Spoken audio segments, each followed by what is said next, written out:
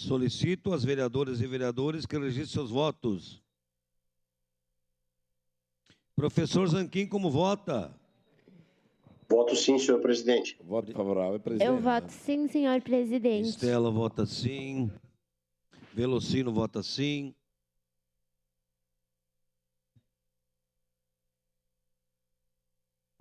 Voto sim, senhor presidente. Como vota, vereador Fiuza?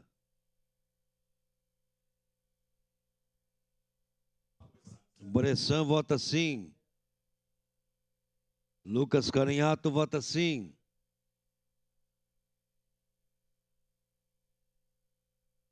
Encerrado o registro dos votos, encerrada a votação.